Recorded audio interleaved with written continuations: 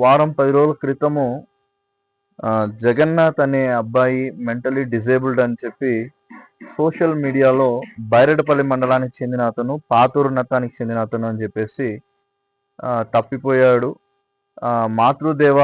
మాతృదేవోభవ అనాథ శరణాలయంలో ఉన్నాడని చెప్పి వాళ్ళొక వీడియో వైరల్ చేయడం జరిగింది. దీనికి స్పందించినటువంటి మా national human rights and crime control force మా సిబ్బంది వెంటనే ఈ యొక్క గ్రామానికి చేరుకోవడం జరిగింది. ఈ యొక్క గ్రామంలో చేరుకొని మొత్తం ఎంక్వైరీ చేయగా వాళ్ళ జగన్నాథ్ ఈ అబ్బాయి వాళ్ళ అమ్మగారిని ఎంక్వైరీ చేశాము. తర్వాత వాళ్ళ బ్రదర్ను మా పిల్లోడే అని చెప్పేసి చెప్పారు. సో వాళ్ళు ఇక్కడ నుండి వెళ్ళి తీసుకురావడానికి కూడా ఆ అబ్బాయిని తీసుకురావడానికి కూడా ఆర్థికంగా ఇబ్బందులు ఎదుర్కొంటున్నామని చెప్పి తెలపడంతో మా సంస్థ తరపున కొద్దిగా వీరికి ఆర్థిక సహాయం చేయడం జరిగింది. సో వీరు నిన్న సాయంత్రము అబ్బాయిని తీసుకొచ్చారు. ఈరోజు పలకరిద్దామని చెప్పి మా సంస్థ తరపున రావడం జరిగింది. సో ఇతనికి వచ్చేసి బాడీలో బ్లడ్ కూడా చాలా తక్కువ ఉంది. ఇంకా హెల్త్ ఇష్యూస్ చాలా ఉన్నాయి. ఈ హెల్త్ ఇష్యూస్లో మా వంతుగా మా సంస్థ తరపున మేము కూడా కొద్దిగా ఆర్థికంగా సహాయపడతామని చెప్పాము. అదేవిధంగా ఇక మెంటలీ డిజేబుల్డ్ పర్సన్ ఇతను.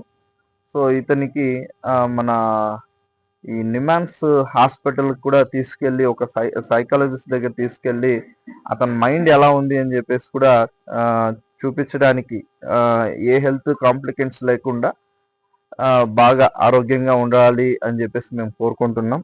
సో ఆ విధంగా మా టీం మొత్తం ఈరోజు ఇక్కడికి రావడం జరిగింది. సో ఈరోజు చాలా హ్యాపీ. వాళ్ళ కుటుంబానికి వాళ్ళ అబ్బాయిని తల్లి చెంతకు చేర్చడం జరిగింది మా national human rights and crime control force తరపున. హైదరాబాద్కి కూడా వెళ్ళి వాళ్ళ బ్రదర్ గారు వాసు గారు వెళ్ళి ఆ అబ్బాయిని తీసుకురావడం జరిగింది. వాళ్ళు కూడా అక్కడ చాలా ఇబ్బందులు ఎదుర్కొన్నారు.